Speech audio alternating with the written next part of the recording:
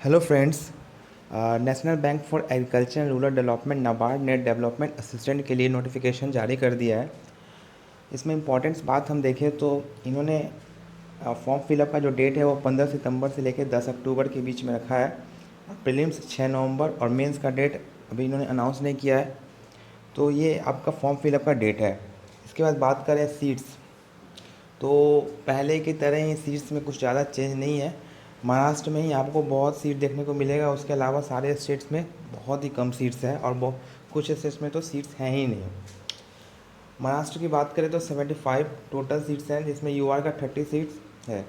और नाबार्ड का जो सबसे बड़ा इशू ये होता है कि एलपीटी इनका थोड़ा स्ट्रिक्ट होता है। तो अगर आप ये सोच रहे हैं कि आप महाराष्ट्र से डाल दोगे और आपको मराठी नहीं आता है तो कोई फ़ायदा है नहीं, क्योंकि बहुत ही स्ट्रिक्ट इनका एलपीटी होता है।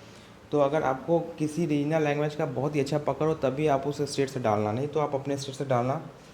महाराष्ट्र की बात करें तो यूपी और एमपी में कुछ सीट देखने को मिल रहा है। यूपी में 9 सीट्स है और वहीं एमपी में आपका 8 सीट्स हैं। वेस्ट बंगाल में 12 सीट है। बाकी ये दो तीन स्टेट को हम लोग छोड़ दिया जाए तो वही आपका बिहार में पहले भी जब 73 सीट था तब भी 2 ही सीट था, और अब जब 173 सीट्स है तब भी 2 ही सीट्स है। तो कोई जो ज़्यादा चेंज है नहीं। तो आप देख लेना किस स्टेट से आप बिलोंग करते हो और कहाँ से आप अप्लाई करना चाहते हो, लेकिन एलपीटी का ख्याल रखना। तो ये फॉर्म फिलअप के पहले एक बार सोच लेना अच्छे से। इसका एजुकेशनल क्वालिफ़िकेशन का बात करें तो एज आपका 21 से 35 साल, मतलब इन्होंने एज काफ़ी रिलैक्सेशन दिया है। 21 से अगर आपके 35 साल एज लिमिट है, ऑन सेकेंड सितंबर ऑन 1 सितंबर को इन्होंने डेट काउंट करेंगे, मतलब 1 सितंबर को आपका एज 21 से 35 साल होना चाहिए।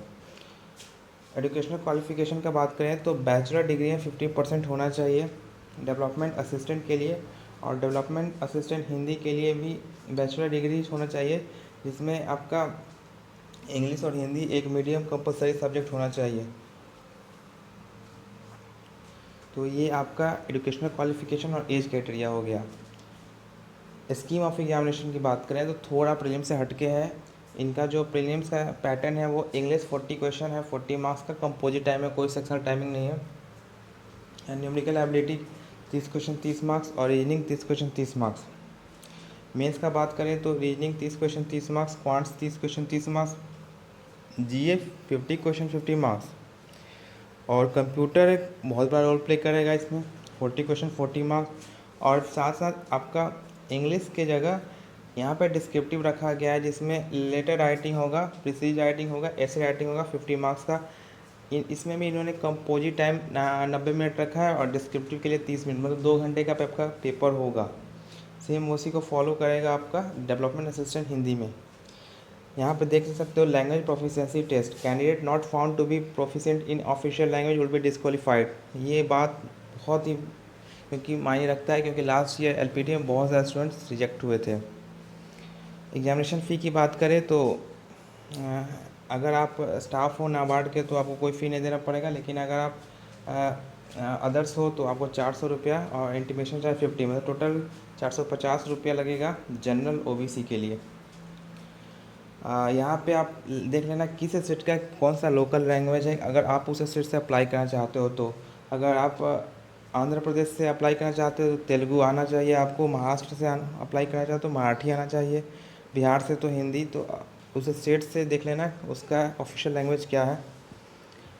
ये आपका सेंटर्स है प्रीलिम्स और मेंस के लिए। आप देख लेना कि नियर बाय आपका कौन सा सेंटर है, आप किस स्टेट से बिलोंग कर रहे हो। जिस स्टेट से बिलोंग करोगे वहाँ से अप्लाई करोगे तो वहाँ सेंटर मिलेगा, नहीं तो आप दूसरे स्टेट से अप्लाई करोगे तो दूसरे स्टेट जाके एग्ज़ाम देना होगा। अब तो बात हो गया ये, अब ये बात करना है कि आपको नाबार्ड फॉर्म फिलअप क्यों करना चाहिए। मैं ये जानता हूँ कि सीट्स बहुत कम है, लेकिन आपको फ़ाइट करना पड़ेगा, क्योंकि जब कुछ जो रेगुलेटरी बॉडी है, अगर आप उसमें जॉब करना है तो थोड़ा टफ कंपटीशन आपको देना ही पड़ता है, या वो तो आरबीआई ग्रेड बी हो या आरबीआई असिस्टेंट हो, चाहे नाबार्ड ग्रेड ए हो। क्योंकि जो आपको रेगुलेटरी बॉडी है उसमें सीट्स काफ़ी कम देखने को मिलता है। कुछ रीजंस है जो मेरे पॉइंट ऑफ व्यू से आपको इसलिए नाबार्ड अप्लाई करना चाहिए। सबसे पहले तो आपका वर्किंग आवर फिक्स होता है, ज़्यादा आपको 10 से 5 ही वर्किंग आवर है।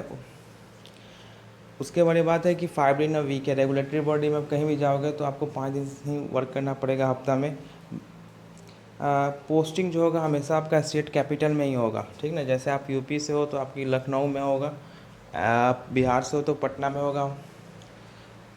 No privatization job security. सबसे बड़ा चीज़ है कि प्राइवेटेशन, अब देख ही रहे हो कि प्राइवेटेशन बहुत ही हो रहा है। आरआरबी में भी कल आईपीओ आ गया, तो गवर्नमेंट हर चीज़ को प्राइवेटेशन की तरफ देख रहा है। लेकिन रेगुलेटरी बॉडी है तो थोड़ा जॉब सिक्योरिटी इसमें अच्छा है। कस्टमर इंटरेक्शन नहीं है, जो बैंक में है वो अच्छे से समझ सकते हैं कस्टमर इंटरेक्शन क्या होता है। वेज डिवीजन इसका भी पेंडिंग है, लेकिन इसका वेज डिवीजन जैसे ही हो जाएगा तो आरबीआई असिस्टेंट वाली सैलरी आपको मिलेगी, प्लस अलाउंसेस इसका मत पूछो, बहुत सारे अलाउंसेस हैं नाबार्ड डीए में। जैसे आपका मील कूपन हो गया, पेट्रोल अलाउंसेस हो गया, फर्नीचर अलाउंसेस हो गया, वाटर मिलता है आपको। ट्रांसफ़र नहीं होगा जल्दी, जब तक आप प्रमोट नहीं होगा तब तक ट्रांसफ़र नहीं होगा, आप कैपिटल में ही रहोगे। अगर आपको फर्दर प्रिपरेशन करना है तो आपके पास बेनिफिशियल टाइम मिलेगा आपका, जैसे NABARD grade A, RBI grade B, SEBI grade A. और अगर आप डेवलपमेंट असिस्टेंट ज्वाइन करते हो तो 4 या 5 साल में ग्रेड ए ऑफिसर प्रमोट हो जाओगे, और एक बहुत ही अच्छा वर्क लाइफ बैलेंस आपको मिलने वाला है इस जॉब में। तो ये सब कुछ रीजन है जिसके कारण आपको अप्लाई करना चाहिए इस पोस्ट को। सीट्स कम है मैं मान सकता हूँ, लेकिन उसी में कोई ना कोई एक तो आप निकालेगा ही, तो क्यों ना आप ही निकालो वो सीट्स। तो बस बेस्ट ऑफ लक। कोई भी अगर क्वेरी होगा तो आप कमेंट सेक्शन में मुझसे पूछ सकते हो। मैं अपने टेलीग्राम ग्रुप का लिंक दे दूँगा, वहाँ से भी आप लोग मुझसे जुड़ सकते हो। Thank you.